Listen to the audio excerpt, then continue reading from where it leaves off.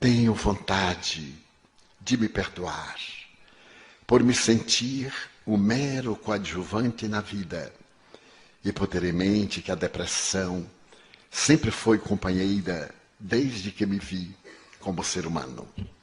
Mas é necessário fazer o divórcio desta companheira. E a melhor maneira de divorciar-se da depressão é amar. Comece amando-se, introjetando no seu mundo íntimo a certeza de que você veio à Terra não para ser depressivo. Como no primeiro dia apresentamos o PPS, você está apenas distraído pela depressão. Reencontre a beleza da vida. Recorde-se de Dostoiévski. O mundo será salvo pela beleza. Faça algo por você mesmo, fazendo algo por alguém. Então já está na hora não de se perdoar, mas de se libertar desta ave agourenta que é a depressão. E saia do escuro, viaje na direção do sol. Não faltam crianças drogadas para você levar um pouco de acolhimento. Não faltam idosos necessitados de uma palavra de carinho nas ruas do mundo ou nos depósitos onde se colocam os macróbios. Não é uma questão de auto-perdão. Você necessita somente de coragem para, quando sair daqui, dizer: quando eu era depressivo. Porque a depressão tem muito a ver com o histórico da nossa existência passada. E esta é a existência da libertação para o futuro.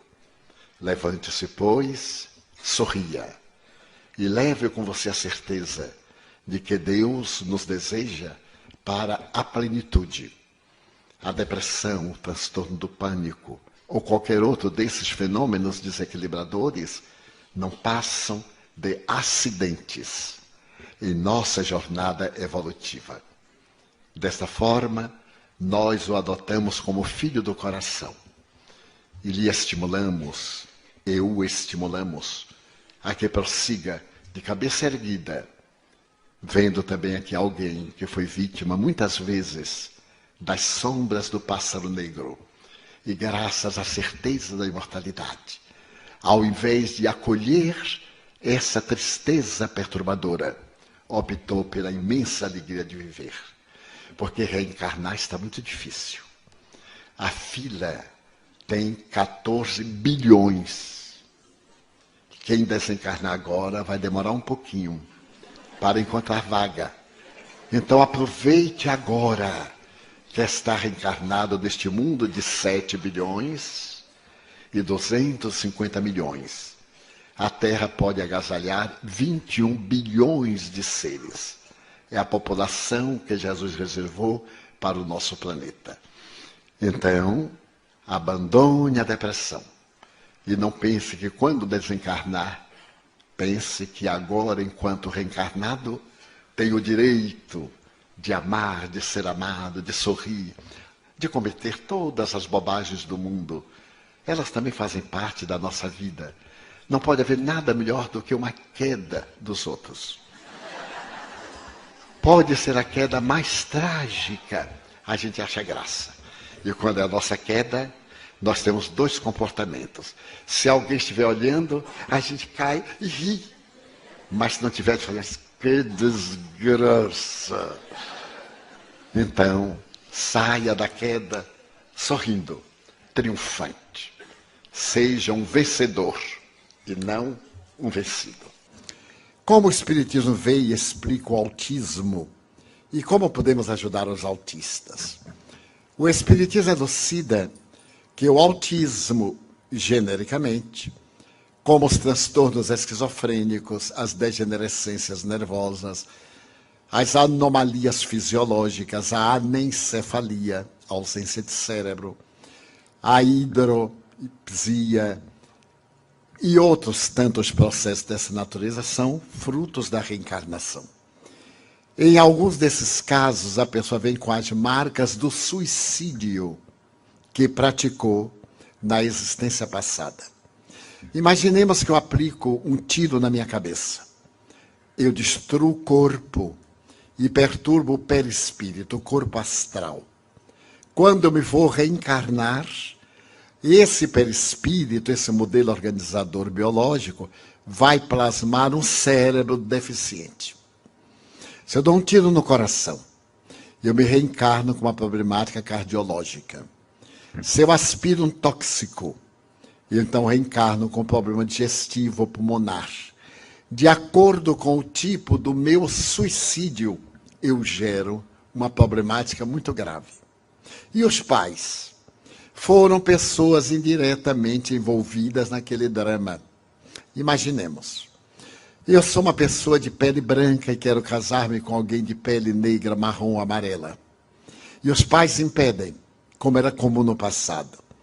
Não tendo resistências morais, eu opto pelo suicídio. A decisão é minha, mas os fatores que contribuíram foram dos meus pais. Eu reencarno na mesma família para juntos resgatarmos, eles a intolerância e eu a imprevidência. No caso do autismo, falando em tese, normalmente o autista de hoje é um suicida de ontem. Ele reencarna com limitações. Quer fazer? Amar. Porque ele tem limite, mas ele tem um cérebro perfeito e tem um tipo de raciocínio lógico. A cinematografia internacional tem apresentado películas de grandes autistas que são verdadeiros gênios. E os americanos têm narrado vidas de pessoas absolutamente destituídas de parte do cérebro e que são grandes gênios. Eles até denominam como gênios deformados. Então, aqueles que convivem com autistas, tratá-los naturalmente, com muito carinho. Se eles estiverem na fase agressiva, porque às vezes é um autista agressivo, é necessário a medicação para acalmar o sistema nervoso. Mas se não for um tipo agressivo, for um tipo introspectivo, trabalhar para que ele saia daquele mutismo, daquele silêncio. E isso nós conseguimos com resultados expressivos. Como podemos ajudar aqueles que desencarnaram por opção própria e não se querem, não se dão conta do que aconteceu com eles? São suicidas. Poderemos ajudá-los orando por eles. Porque o suicídio é um dos crimes mais cruéis que nós cometemos.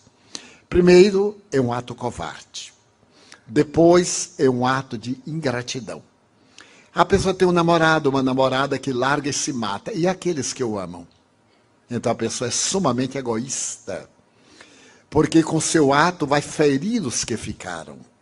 É um ato de terrível rebeldia e de ingratidão. Então, se eu tenho uma decepção, eu tenho que lutar para vencer a decepção. E não destruir o corpo, porque a decepção continua. E eu vou magoar todos aqueles que me amam, que confiam em mim. Então, o suicida sofre muito. Primeiro, despertam, não morreram, não se viram livres do problema. E adicionam a forma como se suicidaram aos dramas morais que carregavam. Vamos supor que eu me atire sobre as rodas de um trem. Há o esmagamento, a morte física. E durante anos, aqueles anos que eu deveria viver normalmente, eu irei experimentar a tragédia do trem esmigalhando o meu corpo. Porque as sensações permanecem no espírito. O corpo imprime no espírito as suas necessidades. O espírito imprime no corpo as suas necessidades. É, portanto, como uma cãibra. Colocamos uma postura, quando tiramos, a circulação é deficiente, por causa do hábito. Então, nós podemos ajudar os suicidas orando, tendo o sentimento de compaixão, falando-lhes mentalmente sobre o arrependimento, sobre a misericórdia de Deus, as futuras possibilidades. Mas ele é que tem que se ajudar. Com o arrependimento e o pedido de perdão, nos é retirada a pena ou continuamos com o efeito da lei de causa e reação? No livro de Allan Kardec, O Céu e o Inferno, capítulo número 7, há uma página extraordinária que se chama Código Penal da Vida Futura. São 34 itens que dariam para um verdadeiro tratado de jurisprudência ou de direito internacional. E Allan Kardec considera exatamente essa questão. Ele diz, por exemplo, todos nós erramos. Quando nos damos conta, nós nos arrependemos. Passamos pelo primeiro estágio. Ao nos arrependermos, nós sofremos expiação. Mas isso não basta. Depois que nós nos arrependemos, então o que fazemos? Pedimos desculpas. Mas isso não basta. É necessário anular o mal que nós fizemos, através do bem que possamos fazer. Então, eu ofendi alguém e peço-lhe desculpas. É um ato generoso. O outro me desculpa, mas eu continuo em débito. Eu tenho que fazer um bem para que anule o mal que eu fiz. Eu vou ao banco e peço um empréstimo. Então, na hora de pagar, eu não posso. Eu digo, gerente, tenha paciência, me desculpa. Ele desculpa, mas eu continuo devendo. Eu só me reabilito quando cessar o meu débito. Então, o que posso fazer? Eu digo ao gerente, eu devo $1.000. Você empresta-me 3.000, eu resgato os 1.000 que devia, fico com 2.000 que eu vou investir e pagarei os 3.000 oportunamente. Se ele for um gerente hábil, ele concorda, porque dá uma outra oportunidade. Então eu faço mal, arrependo-me, procuro reabilitar-me. Se o outro me perdoar, ótimo para ele. Eu continuo devendo. Se não me perdoar, pior para ele, que passa a ser devedor. Porque é da lei. Nós temos o dever de perdoar o nosso próximo. Mas nós temos a obrigação de nos reabilitarmos perante o nosso próximo. Porque eu desencaminho uma pessoa. Vamos colocar isso em termos muito práticos. O homem seduz uma jovem e atira na prostituição. Ele se arrepende, mas ela continua prostituta. Todos os danos que lhe advenham, ele tem responsabilidade. Então, o que ele vai fazer? Tentar reabilitá-la. Mas ela já se acostumou, não quer. Agora o problema é dela. Ele, então, vai fazer o bem a outras pessoas para anular esse mal que fez. Então, em toda ação, é uma contabilidade. Deve haver. Devo, coloco, regularizo. É uma lei, portanto, extraordinária, porque nos dá dignidade. O inconsciente coletivo tem responsabilidade nas tragédias planetárias de maneira nenhuma. As tragédias planetárias fazem parte do processo da evolução. No Livro dos Espíritos, na terceira parte, Allan Kardec pergunta, o que pretende Deus com a destruição? E os Espíritos respondem, é necessário que tudo se destrua para poder renovar-se. E o que pretende Deus? Fomentar o progresso. Na 742, o que pretende Deus com a guerra? Por que existe a guerra? Por causa da predominância da natureza animal do indivíduo sobre a natureza espiritual e o desbordar das paixões. E o que pretende Deus com a guerra? Apressar o progresso. Porque aquele que não ouve o amor, ouvirá o sofrimento. Portanto, é uma lógica. A doutrina tem uma lógica, uma ética cartesiana, perfeitamente básica. Como interpretar a relação do Oriente contra o Ocidente? Se o homem tem o poder de destruição através das armas nucleares, mesmo assim o mundo estará protegido da destruição? De maneira nenhuma. É o quarto fator que pode haver o fim do mundo, uma guerra nuclear. Mas esta guerra nuclear, dizem os estrategistas militares, não acontecerá. Acontecerão guerras locais, porque uma guerra nuclear, o vitorioso morrerá em cima do vencido. Porque a radiação será levada pelos ventos para o mundo inteiro, e todo mundo sofrerá o efeito da desintegração nuclear. Então ninguém se atreverá, a não ser os psicopatas, a atirar uma bomba de efeito nuclear, vamos dizer, a Austrália, que é um verdadeiro continente. Vamos supor que tivesse 3 países. Atira uma bomba sobre o país X. Mas a bomba não fica somente ali. Os ventos vão levar e atinge o país que entregou. Há uma obra notável de um grande místico italiano, Pietro Baldi, A Grande Síntese. E ele diz exatamente isso. Uma terceira guerra mundial é improvável, porque o vencedor tombaria sobre o vencido. O que acontece? As grandes nações provocam guerras nos países dos outros. Vejamos a Líbia. Os Estados Unidos de um lado, a China e a Rússia do outro. A Síria. Estão brigando nos outros países. Uns protegem os revolucionários, os outros protegem o ditador. E assim eles se liberam das armas ultrapassadas. Porque os depósitos de armas estão sempre em renovação. O que é que fazem com as armas antigas? Vão para a Colômbia, vão para os países da África, nesse comércio nefando das grandes nações, protetoras da paz e fomentadoras da guerra. Então nós vimos, com todo respeito, não é nossa área política, mas uma análise, nós vimos os Estados Unidos querer implantar a democracia no Oriente. É um sonho. Uma cultura de 5.000 anos, como era a antiga Pérsia, hoje o Irã. Uma cultura como a do Iraque, 5.000 anos. A antiga Babilônia, a antiga Síria. Não pode ter liberdade democrática por causa das ditaduras multimilenares. E depois, vocês estão obrigados a ser, a partir de agora, democrata. Mas se a democracia é a liberdade de escolha, como é que eu posso obrigar a pessoa a ser livre? Em verdade, não era nada disso. Não havia armas nucleares de extinção coletiva, como ficou provado. Era interesse do petróleo. As guerras, como agora no Afeganistão e etc., com todo o respeito, são de interesses econômicos. O que é que prevê a cultura moderna? É que no ano 2025 é provável que haja uma grande guerra.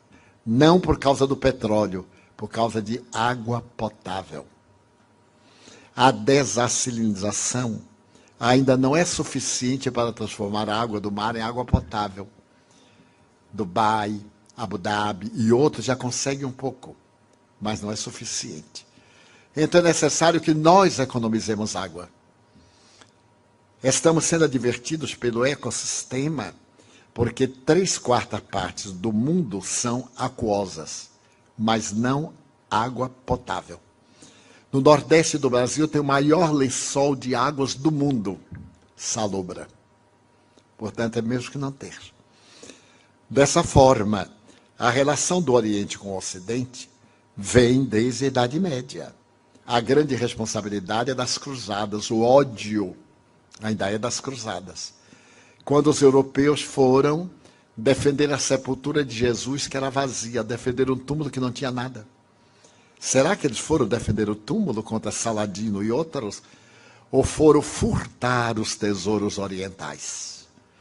Então eles vieram para o Oriente, trouxeram as terríveis enfermidades do Ocidente.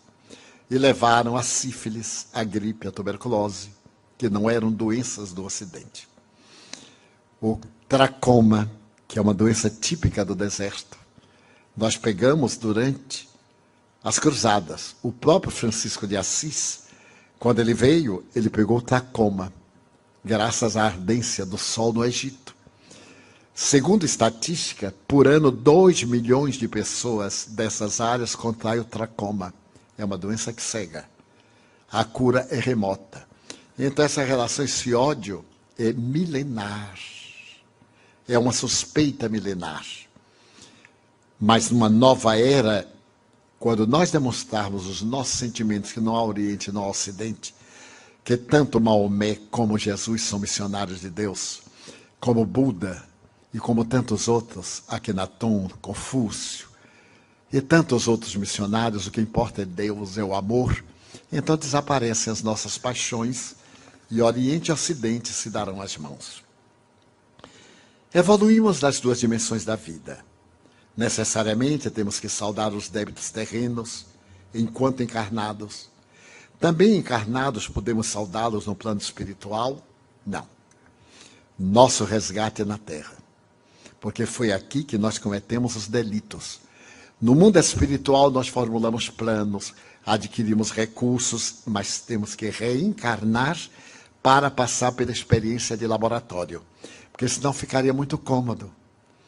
Nós cometemos o crime aqui, desencarnamos e fora da matéria, em outras condições, nos liberávamos. Daí, aquilo que nós praticamos no corpo físico nós resgatamos. Estamos entrando em uma nova era, uma era de crianças mais desenvolvidas que a nossa, e que com certeza nos trarão ou ajudarão a um planeta melhor. Por isso muitas crianças estão vindo. O que acontece então com as crianças que vêm, mas não chegam a nascer? Desencarnam. Não acontece nada. Vão e voltam. Porque não é obrigado que toda criança nasça. Há uma série de fatores. O espírito arrepende-se, como está no livro dos espíritos. Vem a gestação, o espírito escolhe uma prova.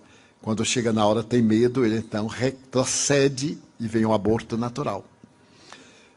Pode vir uma criança que desencarnou pelo suicídio e então nasce e tem uma morte imediata. Volta para o mundo espiritual. Mas reencarnará oportunamente.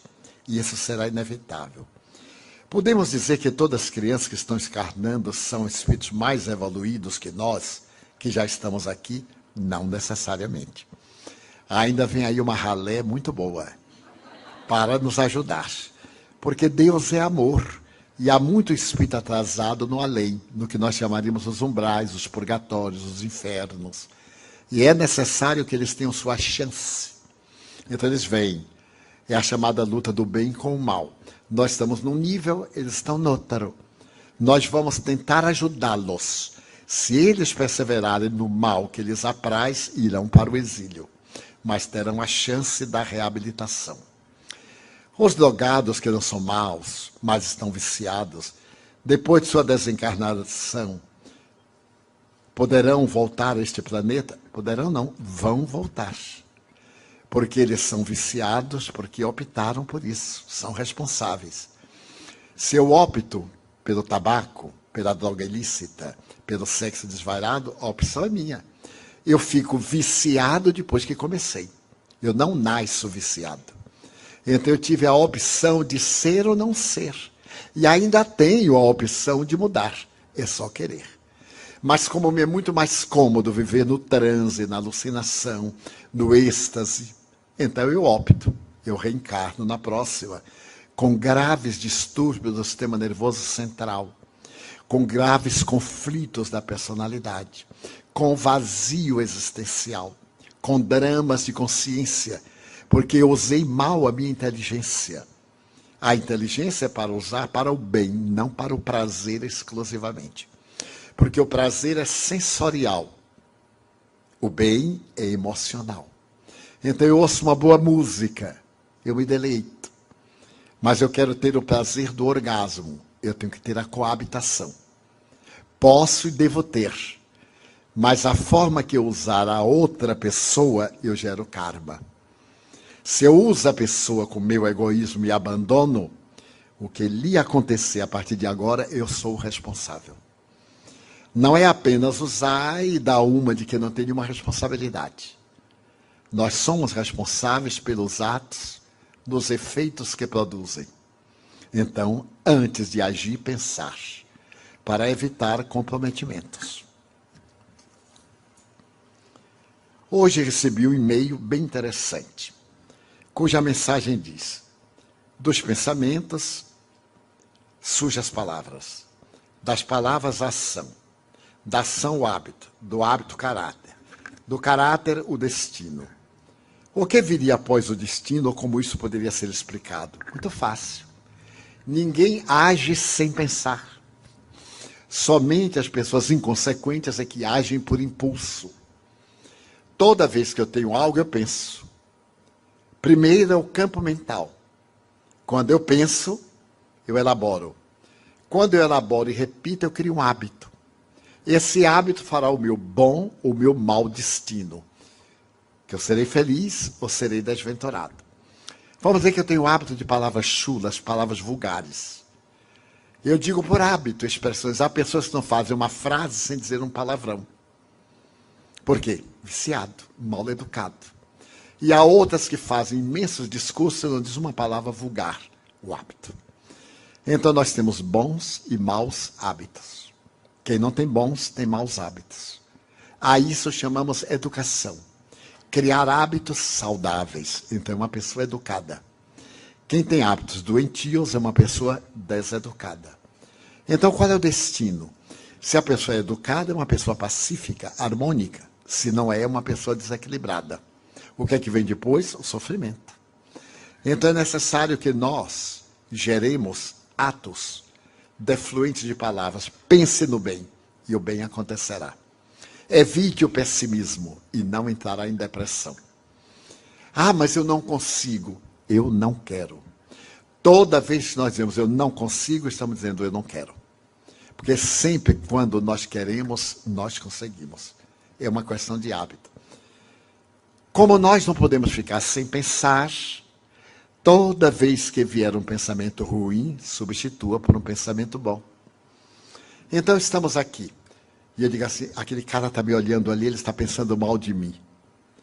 Eu raciocino, mas por que ele está pensando mal de mim? Eu não estou pintado, eu não estou nu.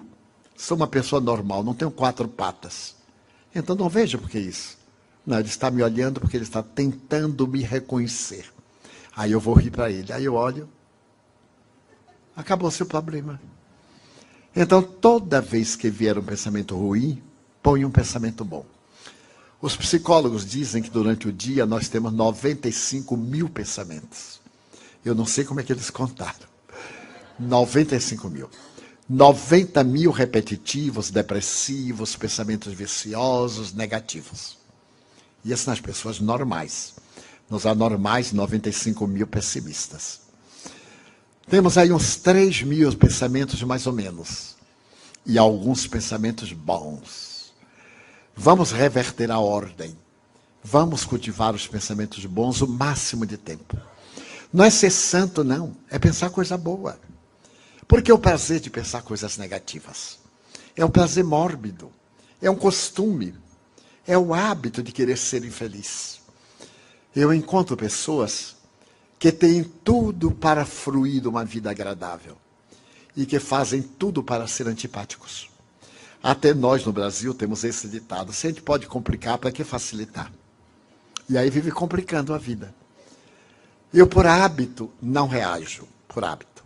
Algumas vezes escorrego. Mas, por hábito, não reajo. E certo dia eu ia caminhando e veio uma pessoa, deu uma trombada em mim e me derrubou. E ainda me olhou com raiva. Eu digo assim, desculpe estar na sua frente. Eu não previ que via um trator sem freio. A pessoa desarmou, né? Porque me derruba e ainda tem razão. Desculpe eu estar na sua frente. Se eu tivesse previsto, eu deixava o trator passar. E como eu disse em palestra anterior, quando me pisaram no pé aquela montanha, eu digo, não está sentindo uma coisinha fofa embaixo do seu pé? Ah, estou. É meu pé. Tire a sua pata de elefante. Aí eu dei uma patadinha. Tire a sua pata de elefante de cima do meu pé. Então, é sempre bom cultivarmos pensamentos bons. Ah, mas eu não tenho jeito. Leia.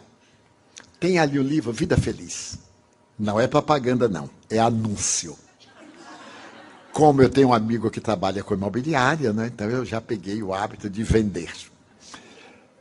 Leia uma frase. E durante o dia pense nessa frase. Abra o Evangelho segundo o Espiritismo. Se não é espírita, abra o Imitação de Cristo, que é uma obra da Idade Média, uma obra notável, de Tomás de Kempis.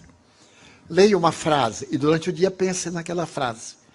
Eu diariamente leio uma questão do Livro dos Espíritos de Allan Kardec. Há 58 anos que eu leio todo dia. Hoje, com o iPad, eu acho chiquérrimo, né? Então é só... Aí eu olho. E durante o dia eu fico pensando. Vem uma coisa, vem outra, eu volto. Então não há tempo para me aborrecer. Se a coisa me aborrece, eu digo, estou perdendo meu tempo. Aí eu volto ao pensamento. Porque o fato de ficar aborrecido não resolve o problema, piora. Então aconteceu o problema, eu digo, deixa para lá, vai resolver. E daí a pouco ele se resolve. Então é muito fácil encontrar a nossa plenitude. É somente buscar. É possível passar uma encarnação com obsessão sem saber e saber somente quando passamos para o outro lado? É sim. Há muito mais gente obsidiada do que pensa. Porque nós vivemos num mundo de vibrações. Os semelhantes se atraem, os contrários se afastam. É uma lei da física. Todo semelhante se atrai. Vivemos em sintonia. Se eu tenho uma vida depravada, eu vivo cercado de espíritos vulgares, então eu sou um obsidiado. Se eu tenho uma vida saudável, eu sou inspirado por espíritos bons, então eu sou um inspirado. Estamos sempre assessorados pelos espíritos. Mas não é tese do espiritismo, não. É o apóstolo Paulo que diz: há uma nuvem de testemunhas. Essa nuvem é de desencarnados. Muitas vezes a pessoa é vítima de temperamento hostil, temperamento rebelde, reações contínuas, ressentimentos, ciúmes desordenados, paixões, e são influenciadas por espíritos maus que se comprazem na prática do mal. O que fazer? Ore mais. Medite um pouco. O dia tem 24 horas. 10 minutos para você. O você interno, 10 minutos. Ah, eu não tenho tempo durante o banho. Já que está ali tomando banho mesmo, fico pensando na coisa boa. Durante a hora que faz a barba, ou que cultiva a barba, que penteia o cabelo, ou que não penteia o cabelo. Sissi, a imperatriz da Áustria, que é tão bela, demorava 3 horas sendo penteada. As amas penteavam-na para botar joias 3 horas. E ela era uma jovem tão inteligente, era a imperatriz da Áustria, aproveitava essas 3 horas do penteado para aprender francês. Então a mestra de francesia ficava dialogando com ela enquanto as amas penteavam-na. Então ela fazia 2 coisas de uma mesma forma. Nós poderemos ganhar o tempo. Enquanto fazemos a barba, pensamos numa coisa boa. Planejamos o nosso dia. Enquanto penteamos, imaginou o tempo que a mulher perde ou ganha despenteando o cabelo. Eu tenho um caso muito interessante. Aconteceu em Hollywood. A moça ia ter um casamento e deixou para pentear o cabelo no sábado pela manhã, porque o casamento era tarde. Mas no sábado pela manhã, todas as mulheres vão ao salão, porque sábado à tarde tem que estar bonita para de noite, para domingo e etc. E então ela vai a um salão, não encontra vaga, vai a outro, não encontra vaga, e chegou em casa descabelada. O marido disse: nossa, ficou bonita, quem foi que penteou? Então imagine quantas horas nós gastamos, às vezes, sem pensar em nada. O que é que está pensando? Nada. Pense numa coisa boa, preencha a hora. Quais os pontos fundamentais para enfrentar melhor nossa solidão neste plano? A melhor técnica é ajudar o outro. Se você é solitário, torne-se solidário. Quem é solidário não vive solitário. Se eu estou na solidão, eu vou visitar um asilo de velhos. E aí vou ouvir o velho contar pela 1000ª vez aquela mesma coisa. Porque quem não morrer vai ficar velho. Esta é a vingança dos velhos. Quando alguém diz assim: puxa, o senhor viveu muito. Então eles dão um riso e dizem: pois é, eu já cheguei até aqui, você eu não sei se chega. Olha a vingança. Então, a família jogou lá para se ver livre. Ninguém faz ideia de quanto é bom visitar um idoso. Ele contar as mesmas coisas, queixar do filho. E a gente diz assim: mas é verdade. Não discuta porque perde. É verdade. Ele se renova. E para ficar uma mensagem, 2 homens estavam no mesmo quarto. Eram 2 doentes com graves problemas ortopédicos.